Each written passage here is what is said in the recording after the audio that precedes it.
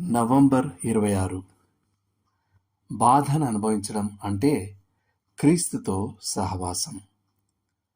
క్రీస్తుతో పాటు బాధను అనుభవించడం, ప్రపంచం ఆయనకు చేసినట్టే మనకు చేయడం ఓ ఘనత మరియు ఓ ఆధిక్యత.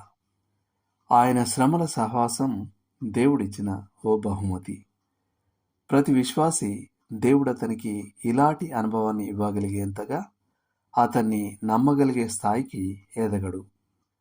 కాబట్టి మనకు ఆ ధన్యత లభించినప్పుడు మనం సంతోషించాలి. ఆ నామం కొరకు అవమానము పొందుటకు పాత్రులని ఎంచబడినందున వారు సంతోషించుచు మహాసభ ఎదుట నుండి వెళ్ళిపోయిరి. అపోస్తలుల కార్యములు 5:41. హింసల కొలిమిలో క్రీస్తు మనతో ఉంటాడు.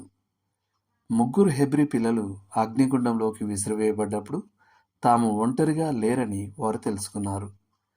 ప్రభువు పౌలు యొక్క శ్రమలన్నిటిలో అతనితో ఉన్నాడు మరియు ఆయన యుగ యుగముల వరకు మనతో ఉంటానని వాగ్దానం చేస్తున్నాడు.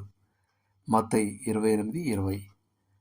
పౌలు ఇలా రాశాడు: ఆయన మరణ విషయంలో సమానానుభవం గలవాడనై ఆయనను ఆయన పునరుత్థాన బలమును ఎరుగు నిమిత్తమును ఆయన శ్రమలలో పాలివాడనగుట ఎట్టిదో ఎరుగు నిమిత్తమును. ఫిలిప్పీ పత్రిక 3:10. ఇవి కూడా చదవండి. ఫిలిప్పీ పత్రిక 1:29. యెషయా 41:10, దానియేలు 3:23-25 వరకు, తిమోతికి రాసిన 2వ పత్రిక 4:9-18 వరకు. చేయాల్సిన పని: నేటి వచనాన్ని కంఠస్థం చేయండి మరియు మీరు దాన్ని ఎలా అర్థం చేసుకుంటారో దాని గురించి దేవునితో మాట్లాడండి. దేవుడు మిమ్మల్ని దీవించునుగాక. ఆమేన్.